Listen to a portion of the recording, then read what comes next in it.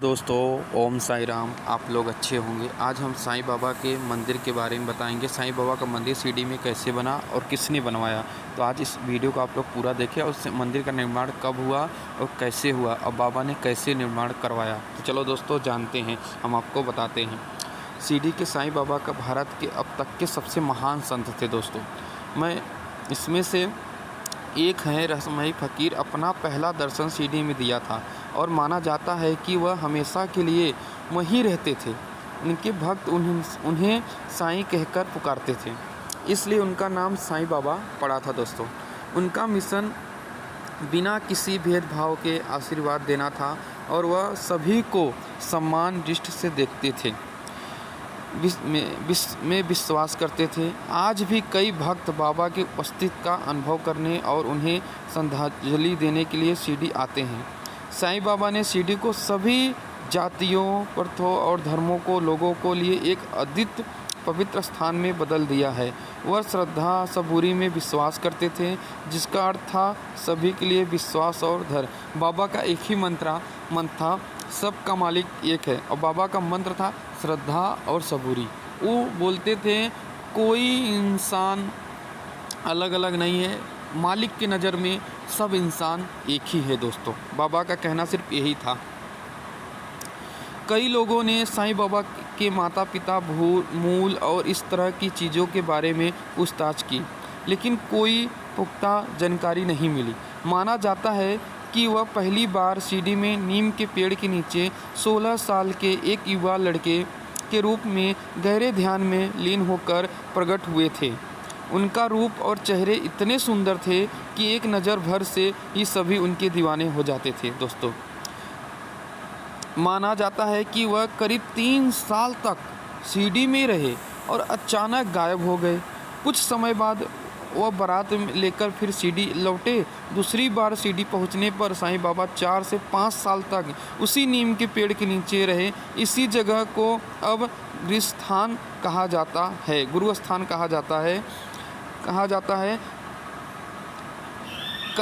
है कि उसके बाद वह एक प्रतीक मस्जिद में चले गए, जो उनकी द्वारिका माई बन गई दोस्तों।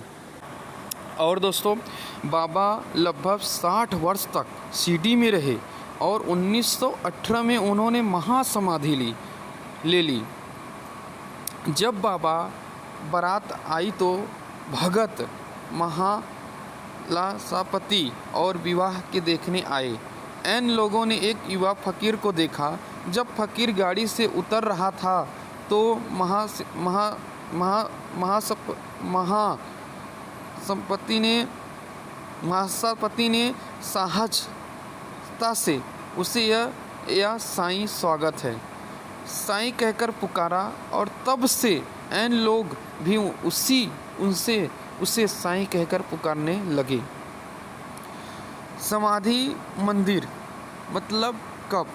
1918 में साईं बाबा ने महासमाधि ली और जिस स्थान पर बाबा अब विश्राम कर रहे हैं उसे शुरू में एक अवाड़ा बनाने का प्रस्ताव था। एक ऐसी जगह जहां लोग आराम कर सकें। समाधि मंदिर उसी ज़मीन पर बनाया गया जहां बाबा एक बगीचा लगाते थे। साईं बाबा को पौधे उगाना बहुत पसंद था और उन्हें उसी ज़मीन पर इस ज़मीन को साफ करके समतल कर दिया, जिससे पहले डंपिंग ग्राउंड के रूप में इस्तेमाल किया जाता था। उन्होंने चमेली और गेंदा के फूल लगाए और लगभग 3 साल तक उन्होंने पौधे को पानी दिया और स्थानीय मंदिरों में फूल बांटे।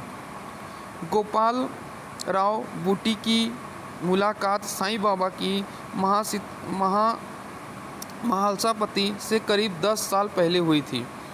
विश्राम स्थल बनाने की प्रेरणा बूटी को सपने में मिली और बाबा ने उन्हें विश्राम गृह और मंदिर बनाने के लिए कहा। सपन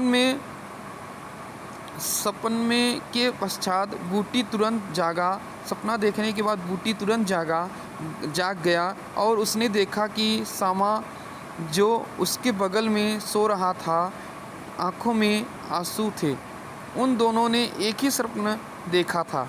जिसमें बाबा आए और कहा यहाँ एक मंदिर के साथ एक अवाड़ा हो ताकि मैं सभी की इच्छाएं पूरी कर सकूं।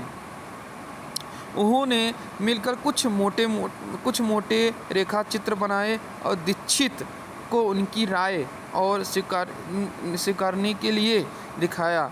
बाबा की अनुमति मांगने पर उन्होंने गर्म जोश से जवाब दिया और अपना आशीर्वाद दिया। 1915 में अवाड़े का निर्माण शुरू हुआ।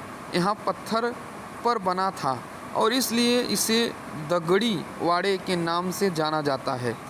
जब बाबा वहाँ से गुजरते थे तो कभी कभी सुझाव भी देते थे। जैसे जैसे काम आगे बढ़ा, बूटी ने भूतल पर मुरलीधर भगवान कृष्ण का मंदिर बनाने के लिए कहा, जिसके लिए बाबा ने तुरंत अनुमति दे दिया। इस समय के आसपास बाबा बीमार पड़ गए और हर कोई यह सोचने लगा कि क्या बाबा वाड़े को पूरा होते देखने के लिए जीवित रहेंगे। हालांकि बाबा को वाड़े में इस तरह से जाना था जिसकी किसी ने कल्पना भी नहीं की थी। जैसे जैसे उनका स्वास्थ्य तेजी से गिरता गया और 15 अक्टूबर को 1918 को उन्होंने अपना शरीर त्याग दिया और उनके अंतिम शब्द थे, मुझे मस्जिद में अच्छा नहीं लग रहा है, मुझे दगड़ी वाड़े में ले चलो। फिर उन्होंने वाड़े में ले जाया गया और उसी स्थान पर दफनाया गया जहां मुरलीधर की छवि रखने की योजना थी। यहाँ तक कि अपना शरीर छोड़ते समय भी साईं बाबा ने अपने भक्तों को शांत किया और कहा, जब मैं समाधि लूँगा तो मेरी हड्डियाँ गर्व से बोलेंगी और लोग यहाँ उमड़ पड़ेंगे। और आज भी यही अनुभव किया जा रहा है। अब हम जो समाधि मंदिर देखते हैं वहाँ भूल इमारत से लगभग दुगना बड़ा है। भक्तों के लिए बाबा की समाधि पर दर्शन उनकी यात्रा चरम प्रकोष्ठ है। समाधि की मूर्ति एक जीवित है और सांस लेने वाले भगवान को देखने जैसा है। मूर्ति को गृह और दयालुता की एक आकर्षित छवि है के रूप में सराहा जाता है। बाबा शांत, सहज और राजश्री भाव से बैठे हैं, सभी को प्यार से देख रहे हैं।